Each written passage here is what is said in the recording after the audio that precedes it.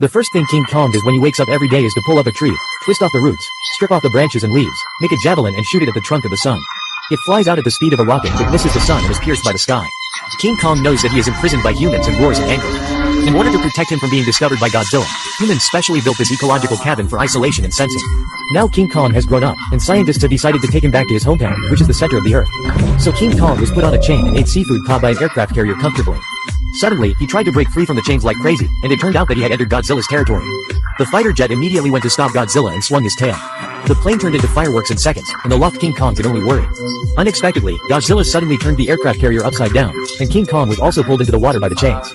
Fortunately, the captain opened King Kong's lock in time to prevent King Kong from drowning. He turned the aircraft carrier over, vomited 2 tons of seawater as soon as he came up, and then jumped out of the larger aircraft carrier. Come here. How could Godzilla stand such a provocation? As soon as he jumped out of the sea, he was hit by King Kong's hammer and bombed twice by a fighter jet. King Kong then gave him a set of gorilla punches and knocked him back into the sea. But Godzilla was not a pushover. He exhaled an atomic breath that destroyed the world, and King Kong was forced to jump into the sea. But the gorilla's ability in the water was limited. It was bitten by Godzilla, and the big head wrapped around it with its tail and pulled it to the bottom of the sea, preparing to drown it alive. Just when it was about to die, humans dropped 2 deep sea bombs, and the sea surface splashed everywhere, but King Kong did not appear. Just when people thought King Kong was hopeless, a big hand stretched out of the sea, climbed onto the aircraft carrier with difficulty, and complained after spitting out 2 tons of seawater. The seawater is too salty.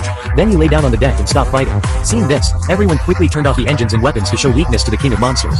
Sure enough, after turning off the engines, Godzilla surfaced, looked at King Kong coldly, and then disappeared into the sea. Since sea transportation is not possible, let's switch to air transportation. Dozens of helicopters carried King Kong to Antarctica. There is an entrance to the center of the earth, and King Kong rushed in without saying a word. What kind of world is 6.37 million meters underground? Is the earth solid or hollow? Are there other civilizations in the center of the earth? This is King Kong's hometown, with mountains, rivers, waterfalls, and big monsters everywhere. Suddenly, a huge monster flew over with its mouth wide open. Fortunately, King Kong caught its tail and pulled it back to hit the ground heavily, and then threw it to another one.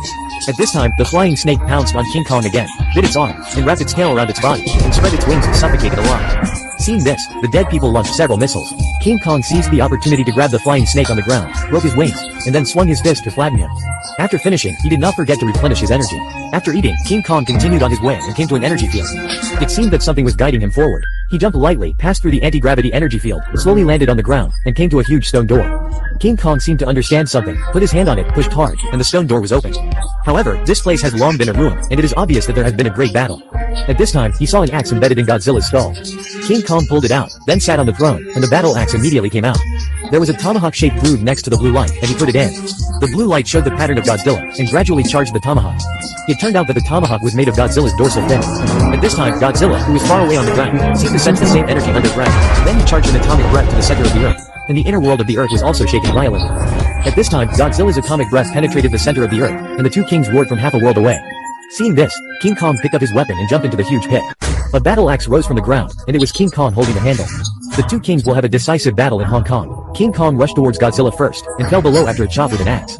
Godzilla bit his neck and threw him out. He wanted to end the battle with a breath of atomic breath, but King Kong hit him on the head with an elbow, grabbed Godzilla's head and threw him out, took a run up and jumped and hit him on the head again to stand firm, and then punched him twice, and then kicked Godzilla to the ground with a flying kick. After a set of combined punches, I even wondered if King Kong had secretly learned Chinese Kung Fu. When Godzilla stood up again and charged his atomic breath, he was tested for nucleic acid. Godzilla had never been humiliated like this. He bit King Kong's arm and threw it out, which caused King Kong's arm to be dislocated and King Kong lost his fighting power. His battle axe also lost its energy.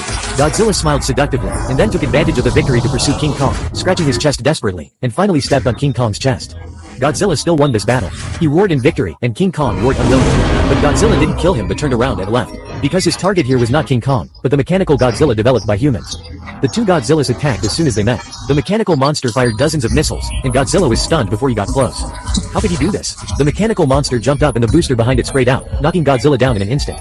He stood up again and exhaled an atomic breath. What was even more unexpected was that the mechanical monster could increase its power and knock Godzilla away in an instant, and his neck was seriously injured. At this time, King Kong saw that Godzilla was defeated, and thought about it and decided to help. He stood up and raised his dislocated arm and crashed into a building. Then they returned to their positions. The mechanical monster dragged Godzilla around to destroy it, and then opened Godzilla's mouth. When it was about to give it the final blow, King Kong came and pulled its mouth to the sky. Godzilla was so moved that the 2 kings joined forces to grab the mechanical monster's arm and knock down the dragon, but this did not hurt the mechanical monster with a body of steel. After a few rounds, Godzilla, with a flesh and blood body, was quickly defeated. So King Kong picked up the battle axe and chopped it, but the battle axe without energy was like a stick on the mechanical monster, and it did not hurt. Seeing this, Godzilla exhaled an atomic breath to charge King Kong's battle axe. The battle axe was instantly filled with energy. With a light axe, he chopped off the mechanical monster's tail, and another axe was removed. The oil of one of the mechanical arms suddenly sprayed all over the sky, and after a few axe blows, the parts were scattered all over the ground. Finally, Kong tore off his head and roared as a winner. The battle was finally over, and Kong sat on the ground unable to support himself. At this time, Godzilla came over, and Kong, who was at the end of his strength, immediately got up and roared at him, but Godzilla turned his head to look at the battle axe. Kong seemed to understand and let go of the battle axe to show weakness, and Godzilla turned around and left.